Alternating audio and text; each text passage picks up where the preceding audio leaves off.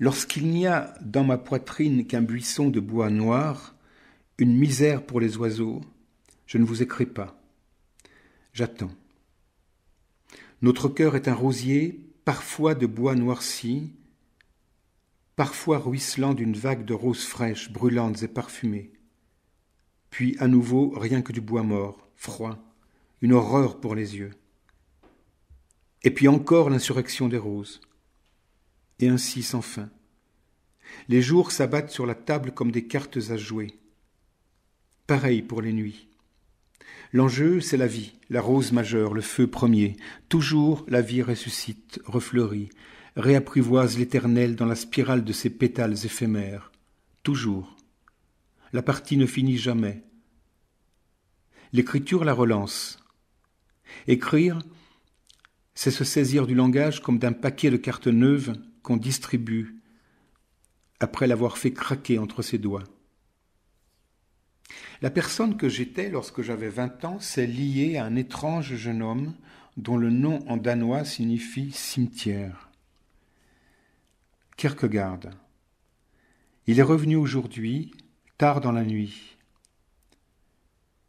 Il a enjambé la fenêtre et dans cet enjambement, il a rempli le cadre plein de nuit avec un rosier ardent de milliers de roses rouges. Il venait de son 19e siècle, mais n'avait aucune poussière sur son costume. Ses phrases étaient des flammes couvertes de rosée. C'était le roi de cœur. Comment vous dire sa pensée, sa parole? Il y faudrait un conte. L'histoire d'un enfant si pur qu'il ne pourrait respirer l'air du monde sans mourir aussitôt. Alors, il retiendrait sa respiration et descendrait en lui-même, en apnée. Il descendrait si profondément en lui que le monde ne pourrait plus l'atteindre, ni même le voir. Par intensité de pureté, concentration folle de pureté, il deviendrait plus petit que la plus petite des poussières d'or, invisible. Il vivrait retiré dans l'ermitage d'un livre, comme celui que j'ai ouvert ce soir. On ne le trouverait que là. Le lire serait lui venir en aide, ouvrir en nous assez de pur pour que l'enfant recommence à respirer et, par une sorte de bouche à bouche, délivre en nous les étoiles et les roses de son souffle angélique.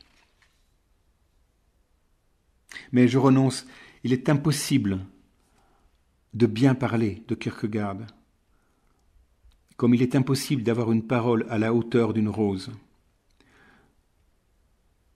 Le jeune homme fier dont me séparent 2 siècles est venu cette nuit avec un jeu de cartes neuves.